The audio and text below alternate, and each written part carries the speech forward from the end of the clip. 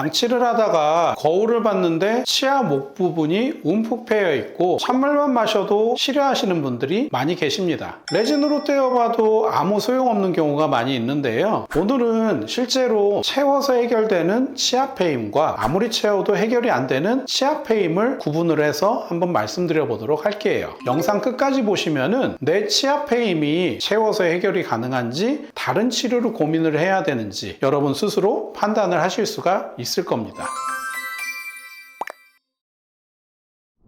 치아 페임은 젊은 사람들한테 나타나는 것은 아니고 빠르면은 30대, 늦으면은 50대 이런 환자분들께 주로 많이 나타나는 거예요. 물리적인 파절이나 마모 때문에 생기는 게 그 원인이라고 얘기를 드릴 수가 있는데 지금 보여드린 사진처럼 치아 구조에서 머리 부분과 뿌리 부분의 그 경계 부분이 양치질을 하다가 패이는 경우가 있고 단단한 거를 먹다가 뚝뚝 떨어져 나가는 경우가 있는데 앞서 말씀드린 마모로 인해서 패이는 경우를 저희는 이제 어브레이전이라고 얘기를 해요. 기계적으로 반복적인 자극을 통해서 그 부위가 부드럽게 U자형으로 패이는 게 어브레이전이라는 거고 그거하고 다르게 단단한 음식을 씹어가지고 치아 구조 부분이 뚝뚝 날카롭게 떨어져 나가는 거를 에브프렉션이라고 얘기를 하고 둘 다 똑같이 패여 있는 경우지만은 원인은 다른 경우거든요. 이렇게 패여 있을 때 그쪽 부위에 음식물이 낄 수가 있고 심한 경우에는 찬물 같은 걸 드실 때 시린 증상이 발생될 수 있다는 점에서는 증상은 비슷할 수가 있어요.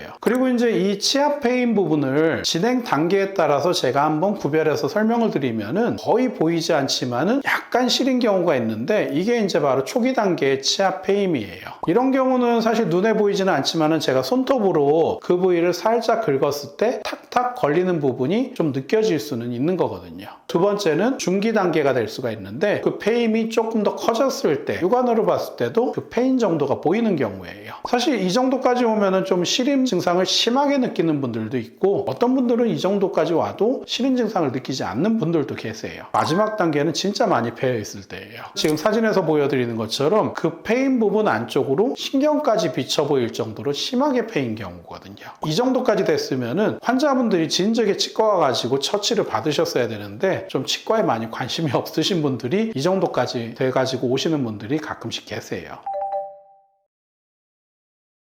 사실 제가 앞서 말씀드렸던 초기 단계 같은 경우는 환자분들이 인지하는 경우가 많지는 않을 수가 있어요. 하지만은 이 단계에서도 진짜 많이 싫어하시는 분들이 분명히 계시거든요. 주로 제 생각에는 남자분들보다 여성분들이 좀 많이 계셨던 것 같아요. 한 30대, 40대 여성분들이 찬물만 닿아도 칫솔질만 해도 매우 싫어하시는 분들이 계세요. 이런 경우는 이제 뭐냐면은 치아 페임에다가 지각과민증까지 같이 병행이 되는 경우예요. 30대, 40대 넘어가면서 잇몸이 약간씩은 내려가기 시작하면서 전에 드러나지 않았던 뿌리가 드러나기 시작하고 거기에다가 약간의 치아 페임까지 가미가 되면은 진짜 시린 증상을 심하게 느끼시는 분들이 계세요. 이런 분들이 실제로 병원에 오셔가지고 아, 나 여기 너무 시리다 했을 때 의사 선생님들이 봤을 때 페인 거 하나도 없는데요? 괜찮은데요? 이렇게 하고 넘어가시는 분들이 계세요. 저 같은 경우는 사실 그냥 돌려보내지는 않고 항상 그 부위에 지각가민 처치제라는 코팅제를 통해 가지고 불편감을 좀 잡아드리려고 노력을 하고 있어요. 경우에 따라서는 레이저를 이용해서 그 안쪽에 신경을 지져가지고 신경의 예민성을 줄여주는 치료도 해드리고도 있고요. 거기에다가 고농도 불소가 함유된 치약을 사용하는 것까지 권유를 드린다면은 그 시린 증상이 완전히 없어지진 않더라도 반 이상은 줄여드릴 수가 있거든요. 두 번째 단계인 치아 페임이 어느 정도 진전된 단계에 대해서 설명을 드리려고 하는데요. 이 경우는 사실 육안으로 봤을 때도 어느 정도 좀 패여 있는 단계예요. 사실 이 단계까지 왔으면은 증상하고 상관없이 기계적으로 떼어주는 게 상당히 중요할 수가 있어요. 왜냐하면 그냥 두시면 더 패이거든요. 이 경우에 떼울 수 있는 재료는 두 가지를 제가 말씀드릴 수가 있어요. 첫 번째는 비보험인 레진 재료가 있는데 이 레진 재료는 치아 색상과 비슷한 다양한 색상을 갖고 있기 때문에 앞니나 보이는 부분에는 이러한 레진 재료를 통해서 떼어주는 게 좀 더 좋을 거라고 저는 생각을 해요. 하지만은 이 재료 같은 경우는 아쉽게도 보험이 되지가 않고 다 비보험이기 때문에 비용 부담은 약간 나올 수가 있을 거예요. 하지만 이게 접착 방식이다 보니까 일반 다른 재료에 비해서는 좀 더 단단하게 유지될 수 있다는 장점은 있습니다. 그리고 두 번째 재료는 GI, 글래스 아이노머라는 보험 재료예요. 레진의 이제 일종인데 자가중압 레진이라고 해서 저희가 그 페인 부분에 떼어놓고서 다듬어 놓으면 알아서 굳는 재료예요. 이 재료 같은 경우는 사실 접착 방식이 아니라 기계적인 유지 방식으로 붙어 있는 거다 보니까 레진에 비해서는 유지력이 좀 떨어질 수가 있어요. 그리고 색상이 약간은 이제 티가 날 수도 있거든요. 근데 레진에 비해서 좀 좋은 점은 가격이 거의 한 10분의 1 정도 가격일 거예요. 그래서 어금니 부분에 여러 개가 많이 패여 있을 때는 레진보다는 GI가 추천이 될 때도 있거든요. 그리고 이거는 지각감인 증상에 대해서는 기본적으로 GI가 조금 더 효과가 더 좋아요. 그래서 정리해서 말씀드리면은 앞쪽에 보이는 부분의 치아 페임 같은 경우는 좀 신미성이 많이 중요할 수가 있기 때문에 레진으로 떼우는 게 더 좋을 수가 있고요. 잘 안 보이고 힘이 많이 받는 어금니 쪽이라면은 GI 재료로 떼우는 것도 훌륭한 방법이라고 얘기를 드릴 수가 있을 겁니다. 그리고 이제 마지막은 사실 이 페인 정도가 너무 진전이 돼가지고 거의 신경까지 노출되어 있는 경우예요.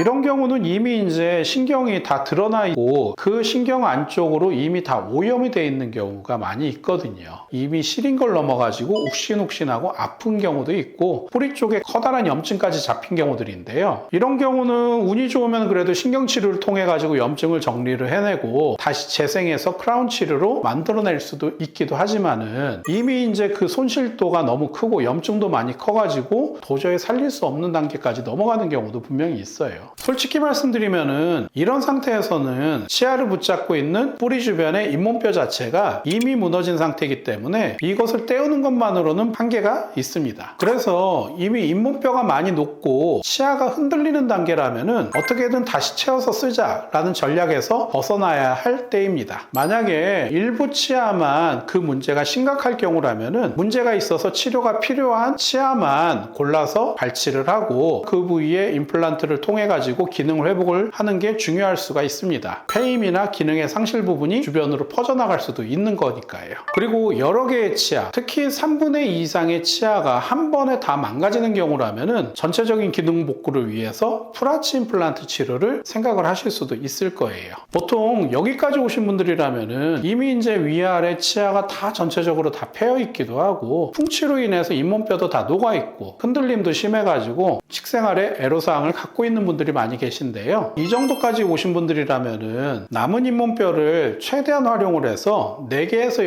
6개의 임플란트로 전체적으로 지지를 할 수 있는 풀아치 임플란트를 한번 생각해 보시는 것도 제가 한번 말씀드려 볼 수가 있겠습니다. 자연 치아를 제가 무조건 포기하자는 이야기가 아니라 이미 돌아오기 힘든 단계까지 온 치아들이라면은 이 치아들을 붙들고 고생을 하면서 더 큰 손해를 보지 않으셨으면 좋겠다는 마음에서 제가 말씀드리는 겁니다. 자연 치아를 무조건 끝까지 고집하다가 잇몸이 완전히 내려앉아 버리고 나서야 이제 어떻게 하면 되나요? 라고 하는 분들을 보면은 사실 많이 안타깝거든요. 그래서 중요한 것은 자연 치아냐 아니면 임플란트냐의 싸움이 아니라 지금 내 상태에서 평생 잘 쓸 수 있는 구조를 언제 결정하느냐입니다. 오늘 말씀드린 것처럼 치아 페임 초기에는 코팅, 충전 치료만으로도 충분히 해결이 가능하고 또 치아 페임이 어느 정도 진전이 되면은 신경 치료나 크라운 치료를 통해 가지고 원상 복구를 시켜서 충분히 사용을 할 수도 있을 거예요. 하지만은 치아 페임이 너무 심해져 가지고 그 치료 타이밍이 너무 늦어져 버리면은 결국에는 치아를 빼고 임플란트로 갈 수도 있는 거거든요. 여러 개 치아까지 번지게 되면은 결국에는 풀아치까지 고려하는 단계가 올 수도 있습니다. 그렇기 때문에 요즘 치아 부분이 많이 시리고 패인 것 같다 느껴지시면은 다시 채워넣을 수 있는 단계인지 아니면 다른 선택을 고민해야 되는 단계인지 꼭 치과에서 확인을 받아보셨으면 합니다.